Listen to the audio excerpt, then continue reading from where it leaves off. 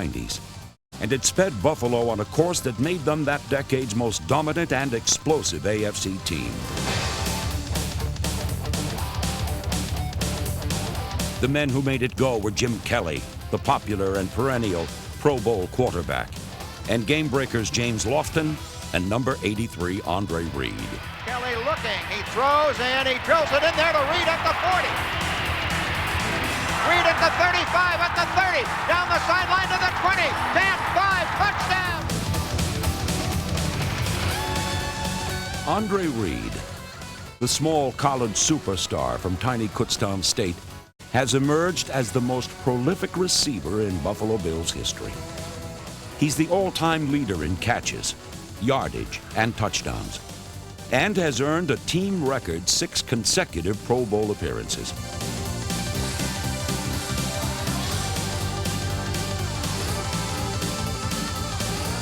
For Andre Reed, Jim Kelly, and company, one of the brightest of many shining moments came in the 1990 AFC Championship. Orchard Park, New York, and the road to the Super Bowl goes through Rich Stadium. It is the Bills and the Raiders looking to trade the cold and the snow of Western New York for a trip to the balmy breezes of Florida and the Super Bowl in Tampa. Rolls to the right, still on his feet, now throws, it's good to Lofton, he runs in for the score, James Lofton!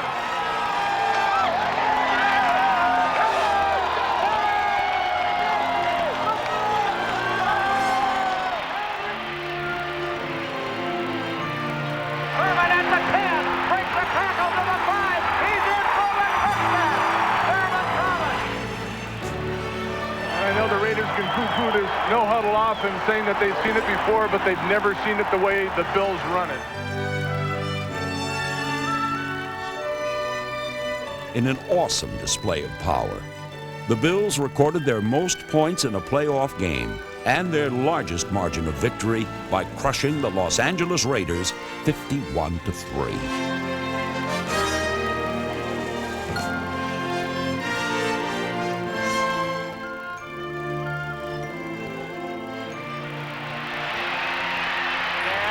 Davis, he's in for the touchdown. The Bills have scored again. Unbelievable. It took 25 years to get there, and they did it in championship style, annihilating the Raiders 51-3. Bills are going to the Super Bowl. Buffalo's going to the Super Bowl. Elway coming up under center. And he's going back to throw. A little screen pass, batted down and intercepted by Carlton Bailey. He runs in for the touchdown. He runs in for the score. It is pandemonium. Carlton Bailey intercepted it, broke a tackle, and ran in for the score.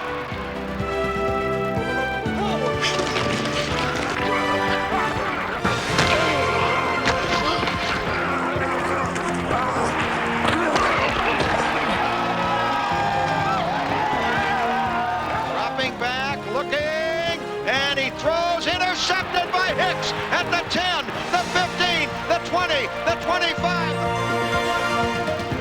In for the touchdown. He is in for the touchdown.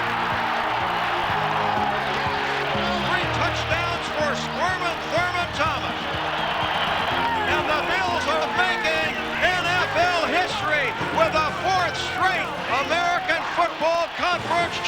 championship. No mention of the Buffalo Bills and their greatest moments can be complete without focusing on some of the wildest, most frenetic, fantastic finishes in pro football history.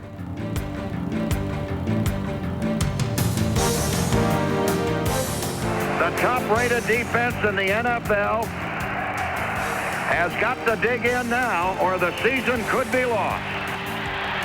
The Bills need to hold them to win their first division title since '66. 2 seconds to play. There's the long throw toward the end zone, and it is deflected, incomplete, and the game is over, and the Bills have won the division championship. What a dramatic finish in the fog and the rain of San Francisco.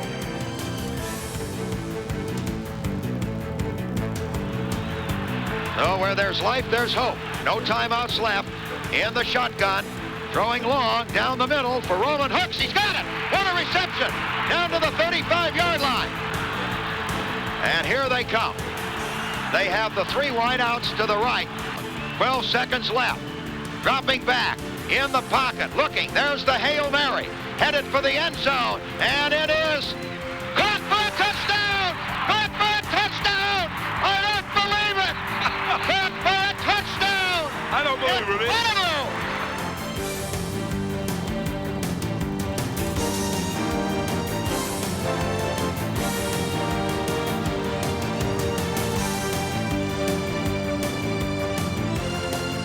Inside the 3-yard line. Last play coming up. Just inside the 3, and here comes Kelly. What a finish. Kelly waiting. Last play of the game. Back to throw, and he's going to run, and he dives for the touchdown. He dove for the touchdown. Jim Kelly is being mobbed. The game is over. The Bills have won it in one of the most dramatic finishes in Buffalo Bills football history. Jim Kelly ran for the touchdown, and the Bills to a man are swarming and mobbing him at the goal line. What an unbelievable finish. The Bills have won it on the final play of the game. Never seen anything like that, Van. Never. Never seen anything like that. Absolutely I've never seen a finish like that. Oh, they might just put it up here. They're going to be teeing off on Kennebrew for sure. Here's Kelly to throw. Looking, and he's got a man there, and it is complete to Reed at the 20. A flag on the play, to the 10, to the 5. He's in for the touchdown. Let's see what the flag is all about. Let's see what it's all about. Andre Reed has the ball. The flag is on the field, and we'll wait for the announcement here. They're waving it off, and no, it's going to stand. It's a touchdown for the Bills. How do you like that? The Buffalo Bills' most fantastic finish of all earned them a chapter all to themselves in the NFL record book. It all began on a cold day in January 1993, when the Bills' hopes for a third straight trip to the Super Bowl appeared to be shot down by Warren Moon and the Houston Oilers.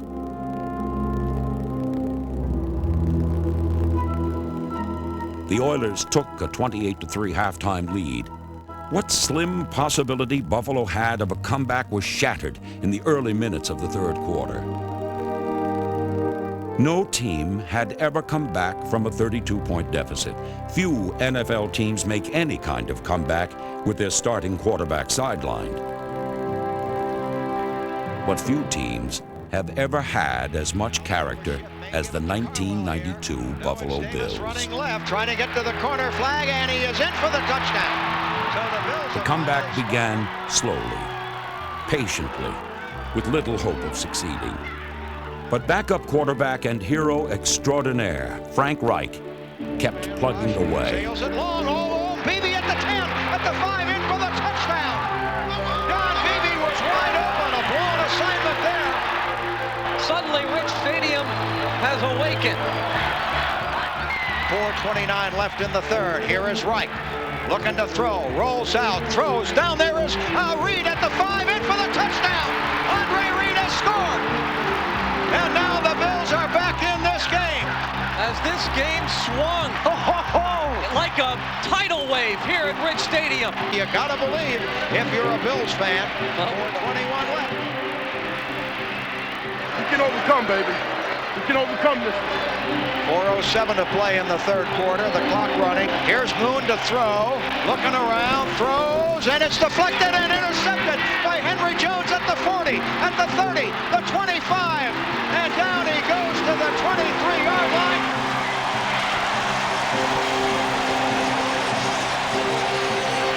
Reich is going to the shotgun. 4th and 5 at the 18. There's the snap. He backs up. He looks. He throws. Reed, touchdown. Reed for the touchdown. Unbelievable. The Bills are back in it now. Big time.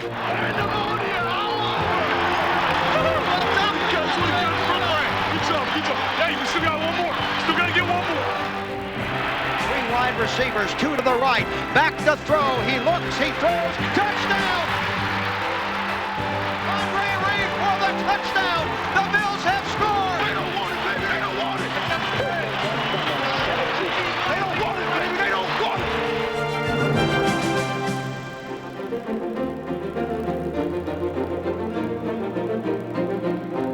Looking around, throws, intercepted by the Bills. It is picked off by Odom. Let's come back and play off history. It's out! It's out! Bills can win it here.